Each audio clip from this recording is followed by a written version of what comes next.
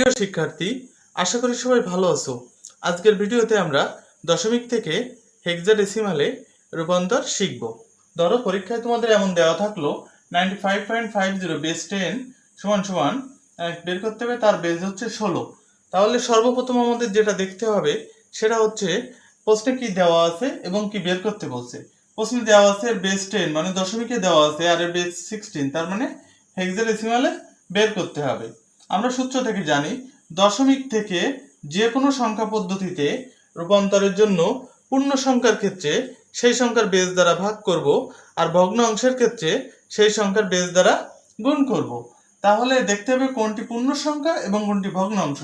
আমাদের দশমিকের আগে যেটা সেটা পূর্ণ সংখ্যা, তাহলে তার বেস দ্বারা কি করব, ভাগ করব। আর দশমিকের পরে যেটা সেটা হচ্ছে কি ভগ্ন অংশ, তাহলে ওটাকে আমি বেস দ্বারা গুণ করব। এখন তাহলে আমরা শুরু করি।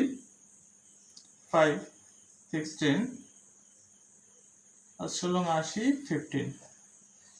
আমরা 95 কে 16 দিয়ে ভাগ করছি, 16 80 15। এটা ভাগফল, এটা ভাগশেষ। এখানে ভাগফল হবে, এখানে ভাগশেষ হবে। আবার 16 দিয়ে ভাগ করছি, 16 দিয়ে ভাগ করছি। তাহলে যদি আমার এটা বড় হয় এটা ছোট হয় সেক্ষেত্রে কি হবে? এখানে 0 16 0 0 5। এই যে ভাগফল ভাগশেষ, ভাগফল এবং ভাগশেষ।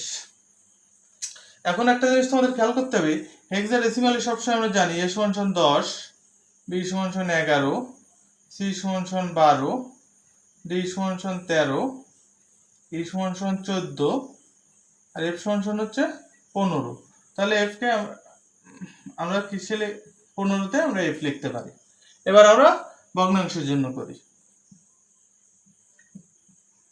এখানে পূর্ণ সংখ্যা লিখি আর এখানে ভগ্নাংশ লিখি।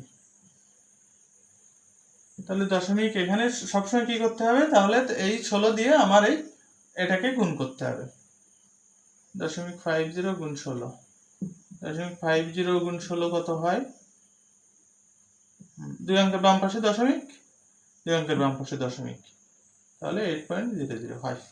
এবার আমরা উত্তর এইভাবে লিখতে পারি 95.50 base 10 equal to 5f.816। আগামী ভিডিওতে আমরা যে কোনো সংখ্যা পদ্ধতি থেকে দশমিকের রূপান্তর শিখব। ধন্যবাদ সবাইকে।